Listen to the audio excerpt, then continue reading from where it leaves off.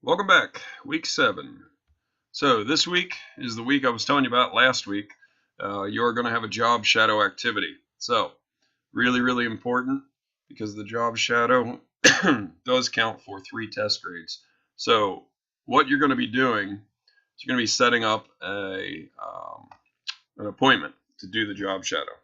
All of this is due again by week 9. Thank you letter is going to be turned in on week 10. So make sure you don't wait around to the last minute. So this is Sunday. So obviously shops aren't going to be open on Sunday, but Monday I would be very how can I say this? I would encourage you highly that by Monday that you start calling some shops and seeing if you can't do a job shadow, because you have to by Friday have an appointment. That's your first test grade. If you don't have an appointment, that's why I started telling you guys about this last week. And you could have come in and looked at week 7 to figure out what you had to do here. So, again, by Friday, you have to have an appointment.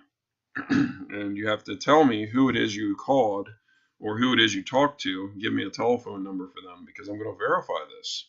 Okay? So, if you end up giving me false information, obviously you're going to get a 0 on that assignment. So, make sure you call, walk in, make an appointment. Most shops are very, very willing to have you do a job shadow. Make sure that you're very clear that it is up front, not in the back of the shop, because insurance comes into play if you're back there working with the technicians.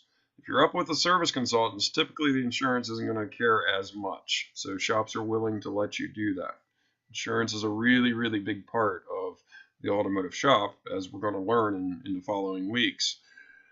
So make sure you do your job scheduling, your job shadow scheduling.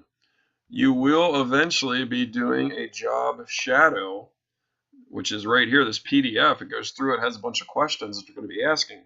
So if you end up, week 6, you ended up doing the shadowing scheduling, and you ended up doing this week, doing the job shadow, you're going to be using this PDF to fill out the information. This Advisory Council Shops PDF, that's an example of shops that you could potentially use. Can't guarantee that those shops are going to be, willing to do it, and I can't guarantee that the service advisors' names on there are correct because that sheet is fairly old. I haven't updated it. What I have you guys do though is you can call those shops and ask for the service manager, and they'll tell you their name. You need to write that down because you are going to be telling me this is who I talked to and this is the telephone number of them. Okay, so that's just an example of places you could potentially call. You can use whoever you want. If you have a shop, you live in New Hampshire, and you have a shop that's close to you, and on Friday you don't have classes, and you're going to do the job shadowing on Friday, then do it. That's fine. Okay, it doesn't have to be near the school. It can be wherever it is that you want to do the job shadow. Again, this is due week 9. There's no exceptions. So if you can't get it done by week 9, you're going to be in trouble as far as a grade, because this is a test grade. So make sure that you are working vigilantly to get this done. Okay, very, very, very important assignment. Okay, week 10, we're going to be putting together a thank you letter. You have to submit that to me for approval. So if you wanted to look ahead and look at week 9, look at week 10, that's fine. But week 10, you're going to submit a thank you letter to me for approval, and I'm going to look at it and make sure that it's acceptable before you mail those out. And I want you guys to mail those to the business to say, hey, thanks for taking the time, because they don't have to do this. It's a really nice thing. It does slow them down. It does cost them money to have you in there learning. But it's really, really important. And again, they're more than willing to help you as a student. Okay? So if there's any questions whatsoever on this, let me know. Post something to the discussion board, the classroom discussions as well, if you have any kind of questions, or send me an email. Chapter 7, we do have Chapter 7 questions. We do have a paper this week. So this week, you have a little bit to do. It's not terrible. You're going to make a phone call, or you're going to go visit a shop and set up a scheduling appointment, which shouldn't take you very long. The Lemon Law paper is not that bad. I have an activity here, the PDF. You're going to open that up. It has a series of 10 questions. The Lemon Law for Maine is right here. So I've given you everything. Okay? So all you got to do is open that up. look at the questions, look at the lemon law, get an understanding of it, and then what you're going to do is you're going to create at least a one-page letter to your customer. Everybody in this class hopefully has written a letter. It's going to start out with, Dear so-and-so. Make up a name. It's fine. Okay? If you need an example of how to write a letter, type into Google, letter template or business letter template, and follow that example. Okay? I am not going to be very accepting of these if you don't create a letter. Okay? I've had people in the past that gave me 10 questions and 10 answers. Don't do that. That's going to get you a 0 for the assignment. Yes, you answered the questions, but that's not what I was looking for. I'm looking for a letter format from you. Okay? So, for example, let's say that you are a service consultant at a shop. You have a customer come in on an appointment for an oil change, and they say, hey, tell me about the lemon law. And you say, well, right now the time's a little short. I've got a lot of customers coming in. Could I potentially write you a letter and send it to you next week and giving you examples of the lemon law and how it works? And the customer agrees.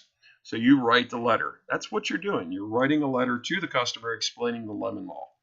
And in that explanation, you are going to be answering those 10 questions. Okay, so hopefully that's fairly clear as to how you're going to do it. Okay, so letter format, at least one page. 10 questions will probably take you one page to write anyways. So you may end up with 2 pages. All right, there is no worries about using APA format or anything like that. This is a letter. Okay, so make sure that you, again, are taking time to look at that and get that done. Again, all assignments are due Friday, 11:59. All right, let's look at the discussion board for this week. So we have, do a bit of research on labor time guides. Where do the times come from that we use to generate estimates? How do the manufacturers determine factory warranty times? Is this different from the aftermarket, or what is sometimes referred to as motor time or customer pay time? What are your thoughts on this process that you discovered? Discuss this with your classmate and comment on at least 2 other classmates. Okay, so you may remember that the other week we had labor time guide information, and there was an article in there, where do labor time guides come from? Okay, so you might want to look back through your past week's work and look at the lecture tab or look at course resources and see if you can't find something there. If you can't, do some Google searching. I bet you find some articles on how labor time is created. Okay? All right, that is week 7. I don't believe there was anything else that we need to cover there on week 7 other than that. So the big one, again, is your job shadow scheduling. Make sure you get that done. Very, very, very important.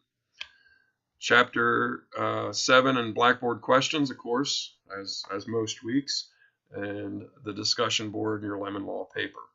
Okay, so good luck. Let me know if you have any questions whatsoever, but that should be pretty straightforward there. Okay, see you next week.